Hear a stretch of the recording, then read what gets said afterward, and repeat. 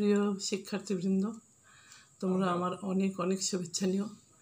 আমি উৎপলা ভট্টাচার্য, অমৃতলাল দে কলেজ, প্রভাষক অর্থনীতি।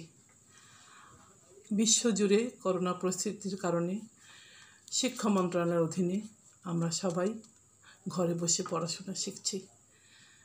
আমি আশা করব তোমরাও এই পরিস্থিতিতে বাড়িতে নতুন বই কিনে পড়াশোনা শুরু করে দাও। আজকে দ্বিতীয় বর্ষের শুরুতেই তোমাদের অনেক অনেক শুভেচ্ছা জানাচ্ছি। তোমরা সবাই ভালো থেকো, নিরাপদে থেকো এবং সুস্থ থেকো। আমাদের আজকের আলোচনার বিষয়বস্তু হচ্ছে অর্থনীতি দ্বিতীয় পত্র, বাংলাদেশের অর্থনীতি, এগ্রিকালচার অফ বাংলাদেশ। এই অধ্যায় থেকে আমরা পাঠ পরিকল্পনায় যা আজকে আমরা শেখাবো সেটা হচ্ছে যে প্রথম অধ্যায় হচ্ছে তোমাদের পাঠ 1 এবং 2, কৃষি, বাংলাদেশের কৃষির কাঠামো, কৃষির উপখাতসমূহ, কৃষির বিভিন্ন উপখাতের অবদান। আজকে পাঠ পরিকল্পনায় আমরা শুরুতেই কৃষি সম্পর্কিত আলোচনা করছি। কৃষি শব্দটি এসছে কোত্থেকে? এগ্রিকালচার শব্দটি এসছে আমাদের ল্যাটিন শব্দ এগার, যার অর্থ হচ্ছে ভূমি, এবং কালরা, যার অর্থ হচ্ছে চাষ করা। এই দুটো শব্দ থেকেই ইংরেজি এগ্রিকালচার শব্দটি এসছে। এখন আমরা এগ্রিকালচার বলতে আমরা কি বুঝি? এই যে কৃষিটা হচ্ছে ভূমি চাষ করে ফসল উৎপাদন করা, অর্থাৎ কৃষি হচ্ছে এরূপ একটি সৃষ্টি সম্বন্ধীয় কাজ যা ভূমি কর্ষণ, বীজ বপন, পরিচর্যা, ফসল কর্তন থেকে শুরু করে উৎপাদিত পণ্য সংরক্ষণ ও বাজারজাতকরণ পর্যন্ত বিস্তৃত। এই হচ্ছে আমাদের কৃষি। এরপরে আসছে আমাদের কৃষি কাঠামো। কৃষি কাঠামোটা হচ্ছে কৃষিপণ্য উৎপাদনের পদ্ধতি, উদ্দেশ্য, কৃষিকাজের সাথে জড়িত মানুষের আর্থসামাজিক অবস্থা ইত্যাদি বিষয়ের সমন্বিত রূপ হচ্ছে আমাদের কৃষি কাঠামো। প্রাকৃতিক ও সামাজিক পরিবেশ এবং অর্থনীতির উন্নয়ন স্তর কৃষি কাঠামোকে প্রভাবিত করে বলে দেশভেদে এর প্রকৃতি এক এক রকম হয়। বাংলাদেশের কৃষি কাঠামোর উল্লেখযোগ্য কিছু বৈশিষ্ট্য আজকে আমি আলোচনা করব। এ প্রসঙ্গে প্রথমেই যেটা বলতে হয় যে বাংলাদেশের কৃষি কাঠামোতে আমাদের প্রথম বৈশিষ্ট্য হচ্ছে জাতীয় অর্থনীতিতে কৃষির অবস্থা ও গুরুত্ব। বাংলাদেশের অর্থনীতির প্রধান খাতই হলো কৃষি। দেশের শ্রমশক্তির শতকরা 40.6% কৃষিকাজে নিয়োজিত। কৃষি এদেশের মানুষের খাদ্য ও শিল্পের কাঁচামাল যোগান দেয়। 2017-18 অর্থবছরে মোট দেশজ উৎপাদনের 10.54% হলো, এটা হচ্ছে মৎস্য খাত বাদ দিয়ে কৃষি খাতের অবদান। অর্থাৎ মৎস্য খাত ব্যতীত অন্যান্য খাতগুলোর যদি আমি অবদান জিডিপিতে আলোচনা করি মোট দেশজ উৎপাদনের, সেটা হচ্ছে আমাদের 10.54%। 2 নম্বর পয়েন্ট হচ্ছে কৃষির উপখাত এবং সেগুলোর অবদান। মোট দেশজ উৎপাদনে কৃষির উপখাতগুলোর মধ্যে শস্য শাকসবজির অবদানই সবচেয়ে বেশি। বর্তমানে এ খাতের অবদান শতকরা প্রায় 7.37%। এরপর বনজ 1.63 এবং প্রাণী সম্পদ 1.54%।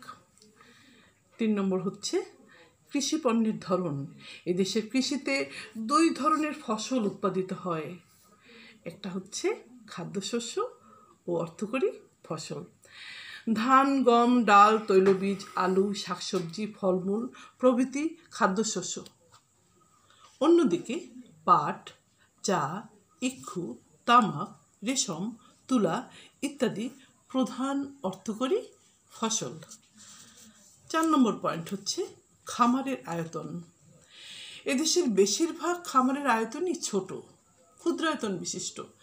এদেশের বেশিরভাগ খামার, এদেশে 0.5 থেকে 2.49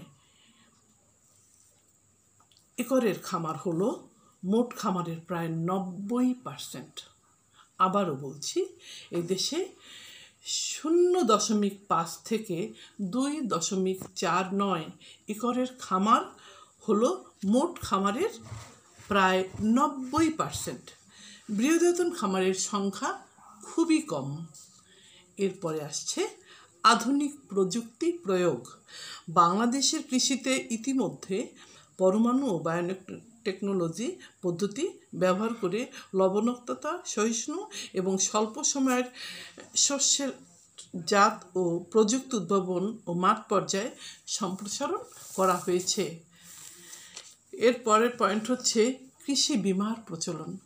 অতীতে কিন্তু কৃষি বিমার কোনো প্রচলন ছিল না। দেশের ক্ষুদ্র ও মাঝারি কৃষকদের উৎপাদিত শস্য প্রাকৃতিক দুর্যোগে নষ্ট হওয়ার কারণে তাদেরকে শস্য মূল্য সহায়তার জন্য কৃষি বিমার প্রচলন করা হয়েছে। প্রিয় শিক্ষার্থী বন্ধুরা, এছাড়াও আমাদের রয়েছে কৃষি ঋণ, সেচ ব্যবস্থা, খাদ্যশস্য উৎপাদন প্রভৃতি হচ্ছে আমাদের বাংলাদেশের কৃষি কাঠামোর বৈশিষ্ট্যসমূহ। এরপর আমরা পার্ট 2-তে যাব।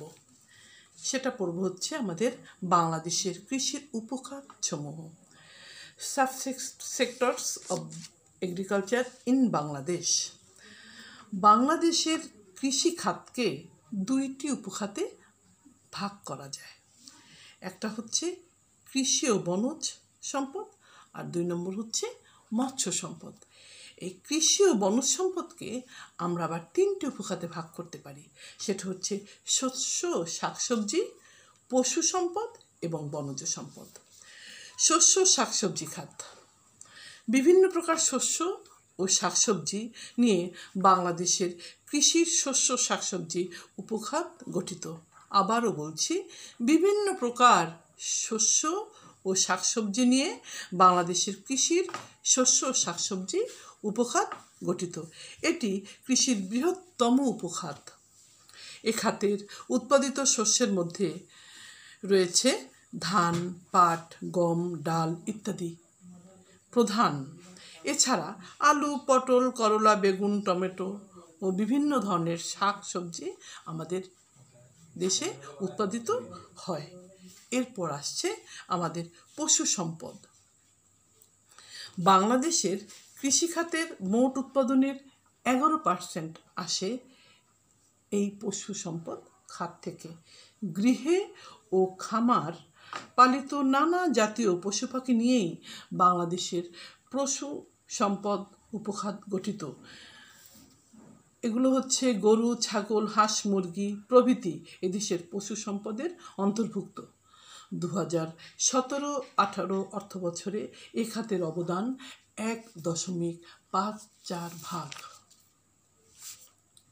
এরপর আসছে বনজ সম্পদ। বর্তমানে বাংলাদেশে মোট বনভূমির আয়তন প্রায় 26,000 বর্গ কিলোমিটার। এই আয়তন দেশের মোট আয়তনের 17%। বনভূমির এই আয়তন যথেষ্ট নয়, কারণ প্রাকৃতিক ভারসাম্য রক্ষার জন্য কমপক্ষে 25% বনভূমি থাকা প্রয়োজন। বাংলাদেশে কৃষিখাতের প্রায় 11% আসে বনজ উপখাত থেকে। আসবাবপত্রের কাঠ, জ্বালানি কাঠ, রাবার, মধু, মোম, শন ইত্যাদি দ্রব্য বন উপখাতের অবদান।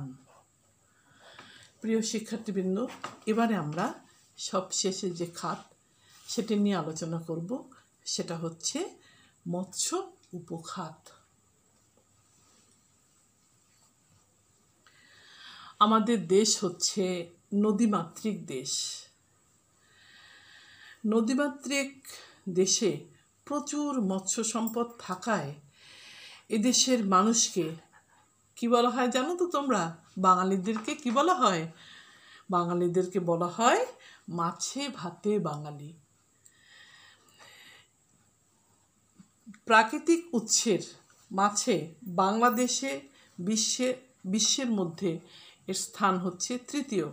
এদেশের নদী নালা, খাল বিল, হাওর ও পুকুরে বিভিন্ন প্রজাতির মাছ পাওয়া যায়। এছাড়া সামুদ্রিক মৎস্য ক্ষেত্রগুলো থেকে উল্লেখযোগ্য পরিমাণ মাছ আহরিত হয়। দেশের লোকদের আমিষের চাহিদা পূরণ, আত্মকর্মসংস্থান সৃষ্টি, দারিদ্র্য বিমোচন, মূল্যবান বৈদেশিক মুদ্রা অর্জন ইত্যাদি ক্ষেত্রে মৎস্য সম্পদ খাত গুরুত্বপূর্ণ ভূমিকা পালন করে। বর্তমানে জিডিপিতে মৎস্য সম্পদের অবদান হল 3.61%। তাহলে প্রিয় শিক্ষার্থীবৃন্দরা, আমরা আজকে কী কী শিখলাম? আমরা শিখলাম বাংলাদেশের অর্থনীতি, বাংলাদেশের আমাদের যে দ্বিতীয় পত্র, সেখানে বাংলাদেশের কৃষি দ্বিতীয় পত্রের দ্বিতীয় অধ্যায় বাংলাদেশের কৃষি থেকে আমরা পাঠ 1 এবং পাঠ 2, পাঠ 1 হচ্ছে বাংলাদেশের কৃষি কাঠামো, এবং সেখানে আমরা শিখলাম কৃষির উপখাতসমূহ, কৃষির বিভিন্ন প্রকারের অবদান। আমি প্রিয় শিক্ষার্থীদের জন্য আবার একটু রিপিট করছি, সেটা হচ্ছে আমরা পড়লাম হচ্ছে আজকে কৃষি।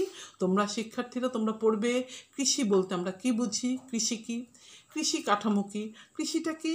কৃষিটা হচ্ছে, আমি একদম যদি সংক্ষেপে বলি, মানে ভূমি চাষ করে ফসল উৎপাদন করা। এই যে ভূমি চাষ থেকে ফসল উৎপাদন করার এই যে পদ্ধতি, এটাকেই আমরা কৃষি বলবো।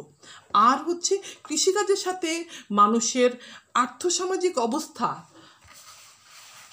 অবস্থার যে সমন্বিত রূপ, কৃষিকাজের সাথে মানুষের আর্থসামাজিক অবস্থার সমন্বিত রূপটাই হচ্ছে কি আমাদের কৃষি কাঠামো। আর কৃষির উপখাতগুলো কি কি কি কি কি কি কি নিয়ে কৃষির উপখাত, সেটা হচ্ছে আমরা কি কি বললাম। মূলত কিন্তু আমাদের সাবসেক্টর অফ এগ্রিকালচারে কিন্তু আমাদের দুটো আছে উৎস, সেটা হচ্ছে কৃষি ও বনজ, আর একটা হচ্ছে মৎস্য। কৃষি ও বনজের ক্ষেত্রে কিন্তু আমরা আবার 3টি খাত পেয়েছি, সেটা হচ্ছে শস্য ও শাকসবজি, প্রাণী সম্পদ এবং বনজ সম্পদ। তারপরে আমরা কি দেখলাম যে বাংলাদেশের কৃষি কাঠামোর বৈশিষ্ট্যগুলো আমি হেডলাইনগুলো আবার বলছি। জাতীয় অর্থনীতিতে কৃষির অবদান এবং গুরুত্ব, কৃষি আমাদের কি কি করছে, কৃষির উপখাতগুলো সেগুলো আমাদের জাতীয় অর্থনীতিতে কি কি অবদান রাখছে, কৃষি পণ্যের ধরন কি, আমরা হচ্ছে খাদ্যশস্য এবং অর্থকরী ফসল, আমরা এই 2 সাইড দেখলাম। এরপর দেখলাম আমাদের বাংলাদেশের মতন উন্নয়নশীল দেশে বেশিরভাগ খামারই কিন্তু আমাদের ক্ষুদ্রায়তন বিশিষ্ট খামার। হ্যাঁ, এবং সেখানে প্রায় 90%ই আমাদের কি হলো, খামারগুলোর আয়তন হচ্ছে 0.5 থেকে 2.49 একর। এরপর আসছে আমরা কৃষিতে এখন আধুনিক প্রযুক্তি ব্যবহার করছি। আমি কৃষিতে এছাড়া আমাদের কি বৈশিষ্ট্য দেখলাম, কৃষিতে কৃষি বিমার প্রচলন, এছাড়া আমরা কৃষকদেরকে কৃষি ঋণ দিয়ে থাকছি, সেচ ব্যবস্থা, খাদ্যশস্য উৎপাদন ইত্যাদি। আর আমরা কি দেখলাম, আর কৃষির উপখাতগুলোর আমরা বর্ণনা দেখলাম, শস্য অবদানগুলো দেখলাম, আমাদের শস্য ও শাকসবজির খাত, এবং সেখান থেকে আমাদের অবদান আমরা কি কি আমাদের পাচ্ছি। আমরা শস্য শাকসবজি খাত থেকে আমরা ধান, পাট, গম, ডাল ইত্যাদি আমাদের প্রধান। এছাড়াও আমরা আলু, পটল, করলা, বেগুন ইত্যাদি আমরা করছি। পশু সম্পদ আমাদের মোট উৎপাদন থেকে আসছে আমাদের 11%, এবং 17-18 অর্থ বছরে এ খাতের অবদান ছিল 1.54%। বনজ সম্পদ থেকে যতটুকু বনজ সম্পদ থাকা দরকার ততটুকু বাংলাদেশের মতন উন্নয়নশীল দেশে বনজ সম্পদ নেই। বাংলাদেশে বনজ সম্পদ মাত্র 17%, যেখানে আমরা জানি প্রাকৃতিক ভারসাম্য রক্ষার জন্য কমপক্ষে 25% বনজ সম্পদ থাকা প্রয়োজন ভারসাম্য রক্ষার জন্য। যাই হোক, আর এরপরটা দেখলাম আমরা কি মৎস্য উপখাত। আমরা এর তোমরা তোমরা এইটুকুই আজকে পড়ার বিষয়। আর যতটুকু আলোচনা করলাম প্রিয় শিক্ষার্থী বন্ধুরা, তোমরা বাসায় বসে এইটুকু ভালো করে পড়বে। নেক্সট ক্লাসে আমি পরের দুটো পাঠ আমি আলোচনা করব। তোমরা সবাই ভালো থেকো, ঘরে থাকো, বাসায় সুস্থ এবং নিরাপদে থাকো। সবার জন্য রইল আমার অনেক অনেক শুভকামনা। ভালো থেকো তোমরা। ধন্যবাদ।